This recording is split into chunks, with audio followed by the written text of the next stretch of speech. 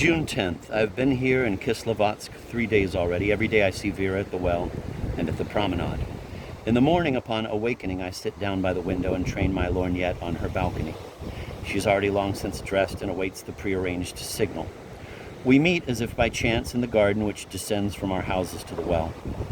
The vivifying mountain air has brought back her color and strength.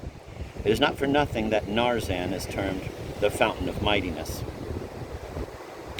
The local inhabitants maintain that the air of Kislovodsk disposes one romantically, that here comes the denouement of all the love affairs that ever were started at the foot of Mount Mashuk. And indeed, everything here breathes seclusion. Everything here is mysterious. The dense canopies of linden avenues that bend over the torrent which, as it noisily and foamily falls from ledge to ledge, cuts for itself a path between the verdant mountains and the gorges filled with gloom and silence that branch out from here in all directions, and the freshness of the aromatic air, laden with the emanations of tall southern grasses and white acacias, and the constant, deliciously somniferous babble of cool brooks which, meeting at the far end of the valley, join in a friendly race and at last fall into the Podkumok River.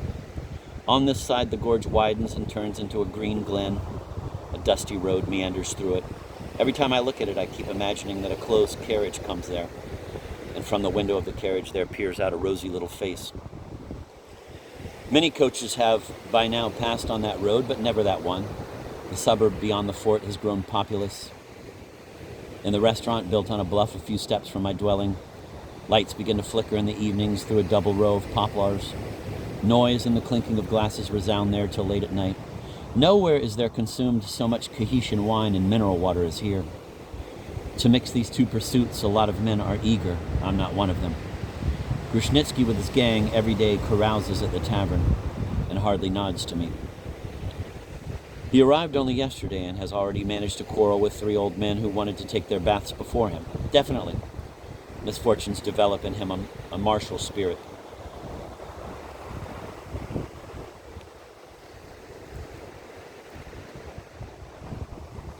June 11th. They have come at last. I was sitting by the window when I heard the rattle of their coach. My heart quivered. What is it then? Could it be that I am in love? I am so stupidly made that this could be expected from me. I have dined at their house. The old princess looks at me very tenderly and does not leave her daughter's side. That's bad. On the other hand, Vera is jealous of the young princess. This is a nice state of things I have brought about. What will not a woman do in order to vex a rival? I remember one woman who fell in love with me because I was in love with another. There is nothing more paradoxical than a woman's mind. It is difficult to convince women of anything. You have to bring them to a point where they will convince their own selves. The sequence of proofs by means of which they overcome their prejudices is very original. To learn their dialectic, one must overturn in one's mind all the school rules of logic. Here, for instance, is the normal method. That man loves me, but I am married. Consequently, I must not love him. Now for the feminine method. I must not love him, for I am married, but he loves me consequently. Here come several dots, for reason does not say anything more, and what speaks mainly is the tongue, the eyes, and in their wake the heart, if the latter exists. What if these notes should ever fall under a woman's eyes? Slander, she will cry with indignation.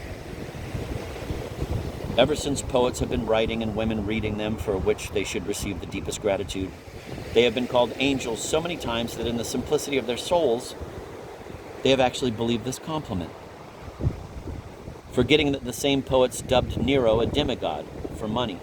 It is not I who should speak of women with such spite, I who love nothing in the world save them, I who have always been ready to sacrifice to them peace of mind, ambition, life. But then it is not in a fit of annoyance and offended vanity that I try to tear from them that magic veil through which only an experienced gaze penetrates. No, all that I am saying about them is only a result of, quote, the mind's cold observations, the mournful comments of the heart, end of quote. Women ought to desire that all men know them as well as I do, because I love them 100 times better ever since I stopped fearing them and comprehended their little weaknesses.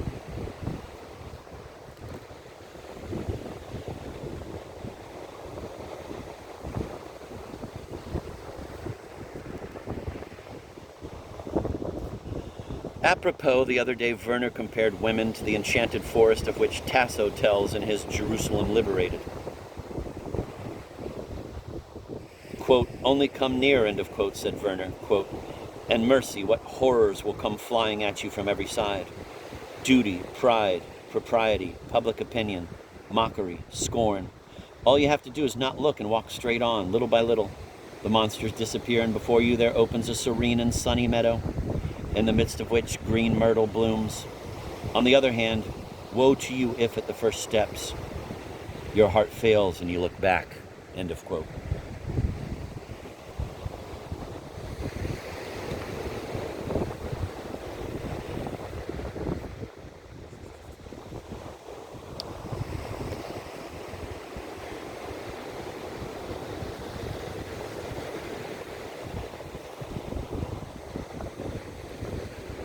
June 12th. This evening has been rich in events. Within 2 miles of Kislovodsk, in a canyon through which flows the Podkumok River, there is a cliff called the Ring.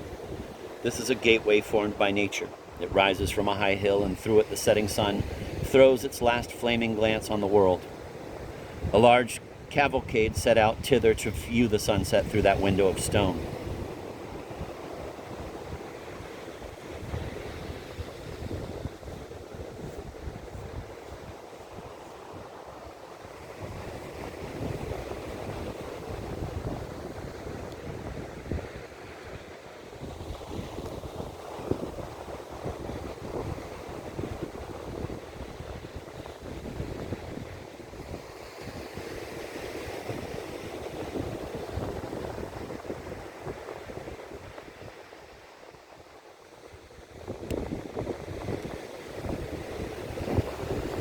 None of us, to say the truth, was thinking of sunsets. I was riding by the young princess's side. On our way home, the Podkumok River had to be forded. The shallowest mountain streams are dangerous, especially because their bottom is an absolute kaleidoscope. Every day it changes from the pressure of the waves. Where yesterday there was a stone, today there is a hole. I took the princess's horse by the bridle and let it down into the water, which was no more than knee-deep. We started to advance slowly in an oblique direction against the current. It is well known that when fording rapid streams, one should not look at the water, for otherwise one immediately gets dizzy. I forgot to warn Princess Mary of this.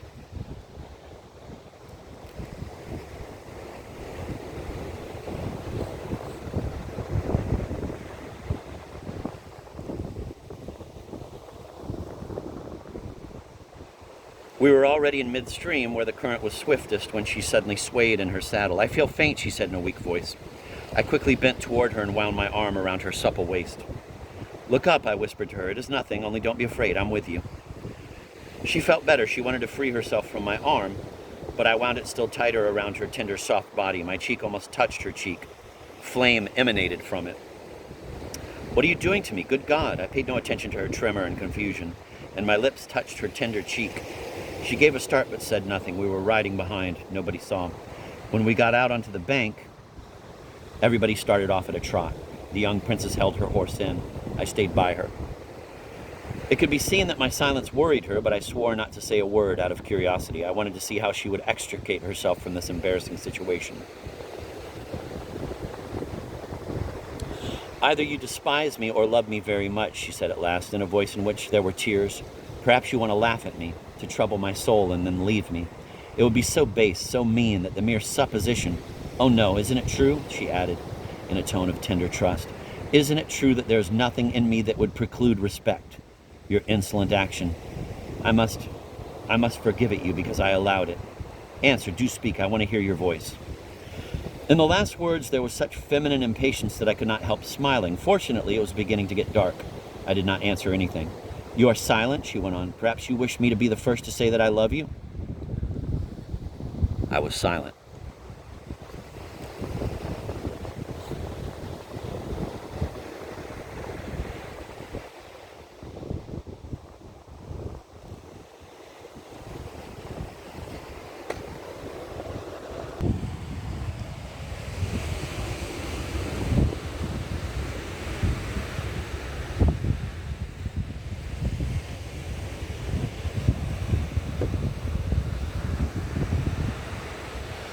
Do you wish it, she went on, quickly turning toward me in the determination of her gaze and voice.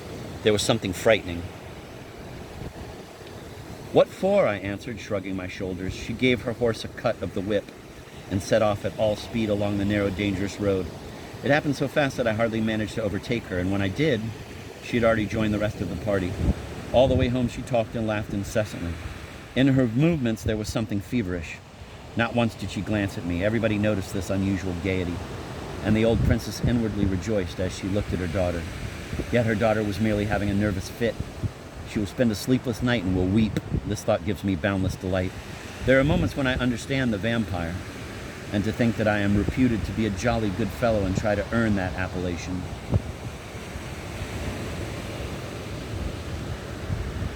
Having dismounted, the ladies went to the old princess's. I was excited and galloped off into the mountains to dissipate the thoughts that crowded in my head. The dewy evening breathed a delicious coolness. The moon was rising from behind the dark summits. Every step of my unshod horse produced a hollow echo in the silence of the gorges. At the cascade, I watered my steed, avidly inhaled a couple of times the fresh air of the southern night, and started back. I rode through the suburb. The lights were beginning to go out in the windows. The sentries on the rampart of the fort, and the Cossacks and outlying pickets exchanged long-drawn calls.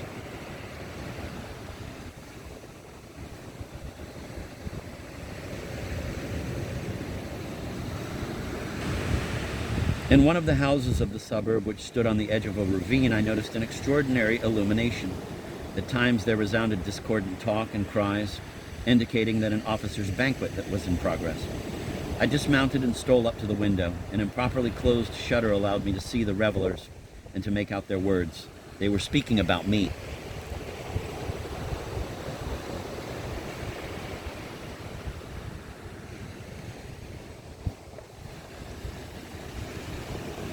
The captain of dragoons, flushed with wine, struck the table with his fist, demanding attention. "Gentlemen," he said, "this is really impossible. Pechorin must be taught a lesson. These fledglings from Petersburg always give themselves airs till you hit them on the nose. He thinks that he alone has lived in the world of fashion, just because he always has clean gloves and well-polished boots. And what an arrogant smile! Yet I'm sure he is a coward. Yes, a coward. I think so too," said Grushnitsky. "He likes to jest his way out. I once said to him such things, for which another would have hacked me to pieces then and there, but Pechorin gave it all a humorous interpretation. I naturally did not call him out because it was up to him. Moreover, I did not want to get entangled.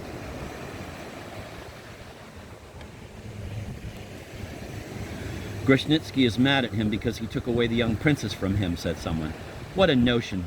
As a matter of fact, I did flirt slightly with her, but gave it up at once because I do not want to marry, and it is not in my rules to compromise a young girl. Yes, I assure you that he is a first-rate coward, that is to say Pechorin and not Grushnitsky.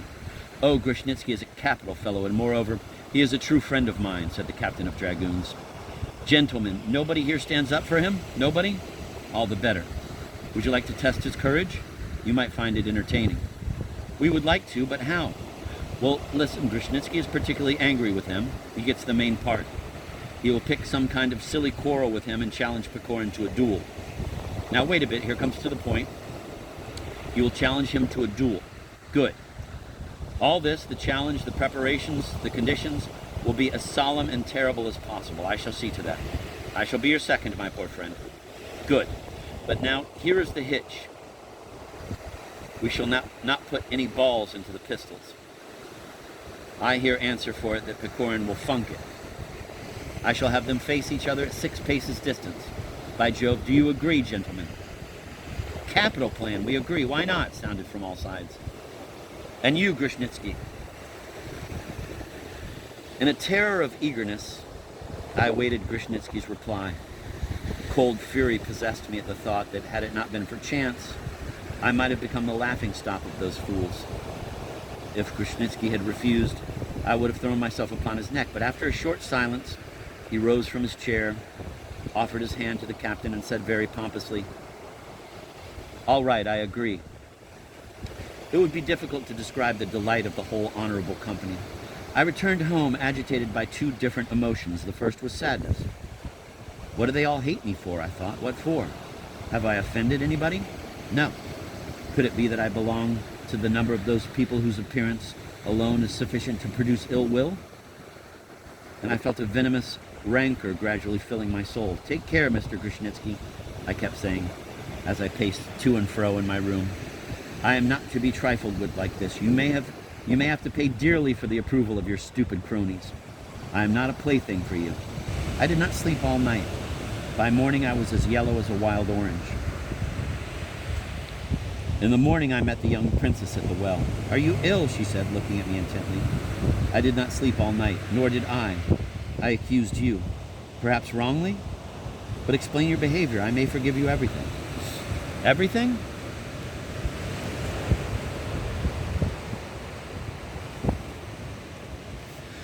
"Everything. Only tell me the truth.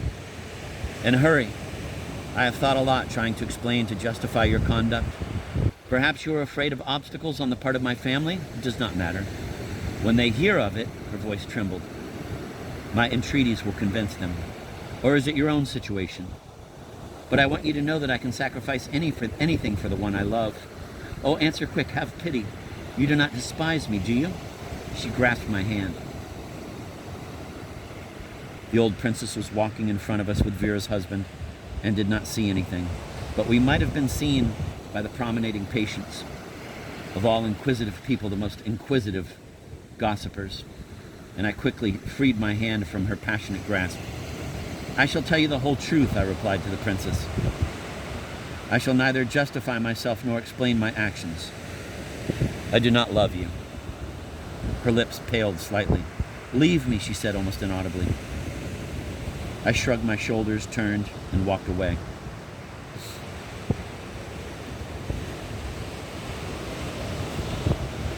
June 14th. I sometimes despise myself. Is this not why I despise others? I have become incapable of noble impulses. I am afraid of appearing laughable to myself. Another man in my place would offer the young princess son coeur et sa fortune. But over me, the word marry has some kind of magic power. However much I may love a woman, if she only lets me feel that I must marry her, farewell to love. My heart turns to stone, and nothing can warm it again. I am ready to make any sacrifice except this one. I may set my life upon a card 20 times, and even my honor. But I will not sell my freedom. Why do I treasure it so? What good is it to me? What do I prepare myself for? What do I expect from the future? Indeed, nothing whatever. It is a kind of innate fear, an ineffable presentiment. Aren't there people who have an unaccountable fear of spiders, cockroaches, mice? Shall I confess? When I was still a child, an old woman told my fortune to my mother. She predicted of me death from a wicked wife. It made a deep impression upon me then, and my soul was born in insuperable aversion to marriage. Yet something tells me that her prediction will come true. At least I shall do my best to have it come true as late as possible.